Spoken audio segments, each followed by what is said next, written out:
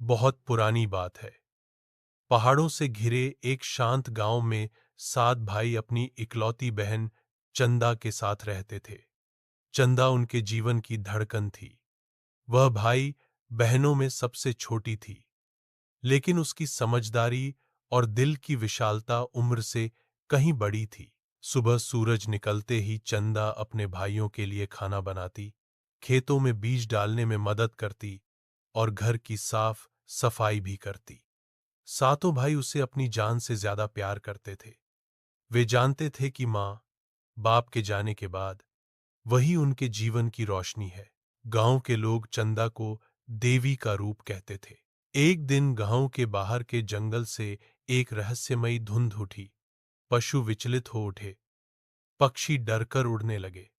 गांव के बुजुर्गों ने बताया कि ये संकेत है पुराने श्राप के जागने का।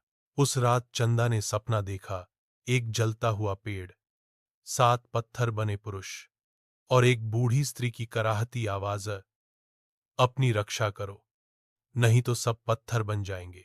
चंदा ने अगले दिन अपने भाइयों को यह बात बताई। सबसे बड़ा भाई सोम बोला, यह तो बस सपना है चंदा, डर मत। पर सबसे छोटा भाई नील गहरी सोच में पड़ गया। कुछ दिन बाद पास के राज्य में एक घोषणा हुई, राजकुमारी बीमार है, जो कोई उसे ठीक करेगा उसे आधा राज्य मिलेगा। सातों भाई उत्साहित हो गए। सोम ने कहा, अगर हम उसे ठीक करें तो हमारी बहन को कभी कोई तकलीफ नहीं होगी। चंदा ने भाइयों को रोकने की कोशिश की, लेकिन वे चल पड़े।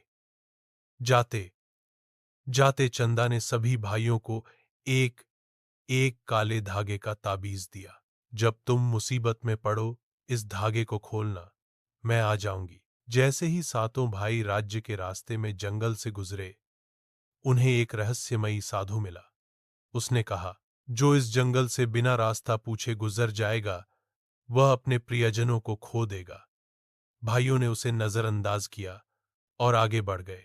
शाम होते ही वे रास्ता भूल गए। धीरे धीरे एक एक करके 6 भाई पत्थर बनते गए, बस नील बचा।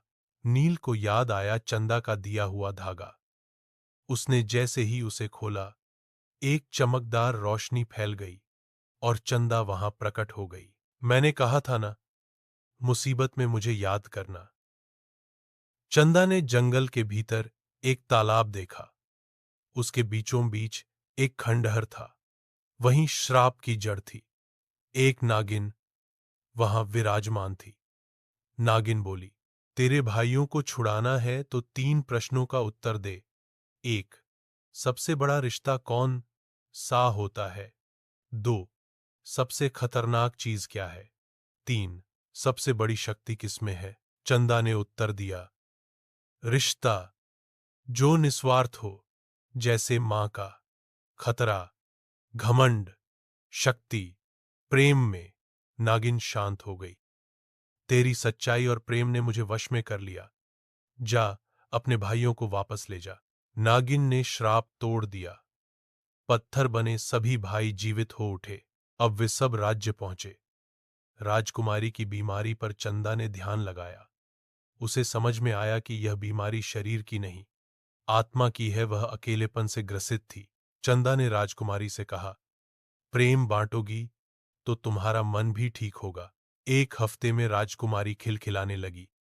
राजा बहुत खुश हुआ और बोला, मैं तुम्हें अपना उत्तराधिकारी बनाना चाहता हूं। पर चंदा ने विनम्रता से कहा, मुझे कोई राज्य नहीं चाहिए, मेरे भाई ही मेरा संसार है।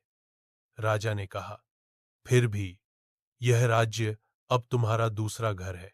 चंदा और उसके भाई अपने गांव लौटे। वहां उन्होंने एक स्कूल और एक अस्पताल बनवाया। चंदा ने कहा, शिक्षा और सेवा ही सच्चा साम्राज्य है। अब गांव में हर घर चंदा की कहानियां सुनाता था।